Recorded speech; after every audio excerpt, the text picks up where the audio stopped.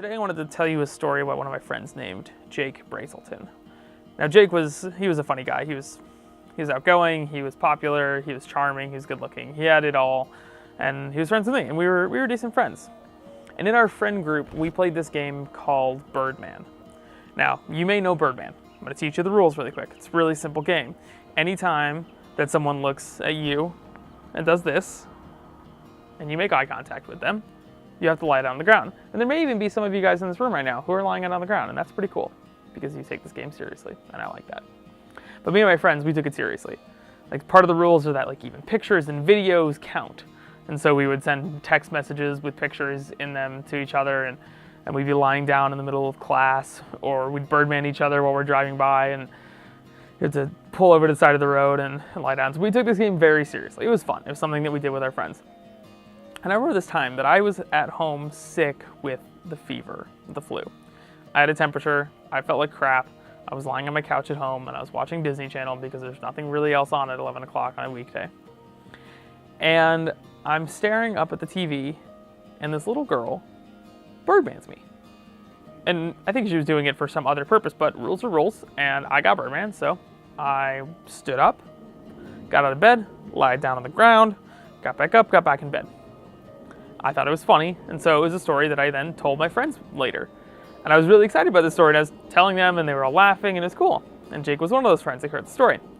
Then a few weeks later, we're standing around with a different group of friends. And some of these people, and there's a girl there that I like, and there's some other friends there too that are pretty cool, and so I kind of want to impress them. And then Jake starts telling a story about how he was homesick with the fever the other day. And he was lying in bed watching the Disney Channel. And he got Birdmaned. And he had to get up and lie down and get back on the couch. And I'm sitting there, I'm like, that's my story. Like, you just straight up stole my story.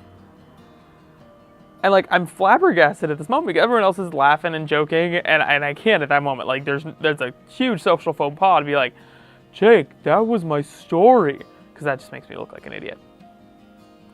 But then I started to realize that maybe Jake is not the best friend. And after some other circumstances later on, I started to really reaffirm that.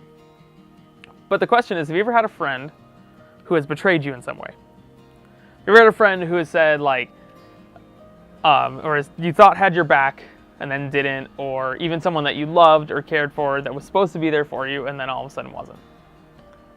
Maybe we can all relate to that because we've all hurt each other and we've all been hurt. We've been that friend too. We've made those mistakes. But I want to talk to you guys about a person in the Bible that basically betrayed Jesus. And it's not the person that we always think of, Judas. Like, there's Judas who's the person that basically sold Jesus into prison and to the Roman people. Like, that's not the person we're going to talk about. We're talking about a guy named Peter today. Peter spent years with Jesus. Like, he loved him. They were close friends. There's this moment where Peter basically denies Jesus. Like, one of the things that we have to understand with context is that in this time of Jesus, like when he was arrested and sent off to the Roman guard, like, people were not happy about that. He was a social outlaw to a lot of people. People were people loved him, but then the people that were in rule, in the religious leaders, were not a fan of what he was saying because it went against a lot of what they were saying. And so when he was arrested, like, everyone scattered. Everyone went off to the wilderness, hid away because they were afraid for their lives that they would be arrested because Jesus was arrested. And so there's this moment where Peter is kind of in this courtyard getting warm around a fire. This is right after Jesus is arrested. And this little girl goes up to him, a teenage girl, and she says, hey, weren't you with Jesus? Like, weren't you one of the guys that was with him as like following him? And Peter denies. And then again, it happens again, and it's like, Peter denies it. One more time he's asked, aren't you one of the guys that was Jesus? And Peter again denies it. And so Peter in that moment realized, man, I betrayed Jesus. And this is all before Jesus' death. And then after his death, his resurrection, Jesus is having breakfast with some of his friends, his disciples, and Peter is invited. Peter goes. And I can only imagine Because Peter's probably thinking of it as like, what would I do in this situation? Oh man, like, I would have words with me. Like, I'd be pissed off. And then Jesus says, hey Peter, let's go talk. And Peter then has this moment with Jesus that I want to read to you guys. It's in the book of John, in chapter 21. We could all probably assume that Jesus was going to lay it out and be like, you can't ever do that again, I'm going to be really mad at you, all this stuff. And that's not what Jesus does. Instead, he says this. After breakfast, Jesus asked Simon Peter, Simon, son of John, do you love me more than these? Yes, Lord, Peter replied, you know I love you. Then feed my lambs, Jesus told him. Jesus repeated the question. Simon, son of John, do you love me? Yes, Lord, Peter said, you know I love you. Then take care of my sheep. Jesus said a third time he asked him, Simon, son of John, do you love me? Peter was hurt that Jesus asked the question a third time. He said, Lord, you know everything. You know that I love you. Jesus said, then feed my sheep. See, put yourself in the shoes of Jesus for a second. Your friend has betrayed you.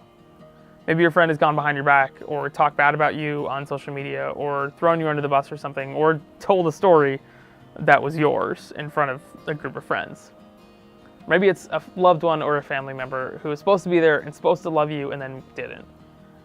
How would you respond? And then put yourself in Peter's shoes. Like, you've betrayed this person. You said that you love them, and then all of a sudden you turn them back on them in their time of need. How do you think that they would respond? I think that Peter is probably blown away with this. Because what Jesus goes on to tell him is like, I'm building the church up on you. He's saying that you are going to be one of the pivotal leaders that goes and starts my church. Not something that we would do with a friend that betrayed us. No matter how many times we fail, no matter how many times we hurt other people or are hurt by others, the love of God is always the same, and it's always there because it is unfairly good. And I know I take comfort in that. Because I know that if it had to do with fairness or how much I earned it, that there would be nothing that I could do.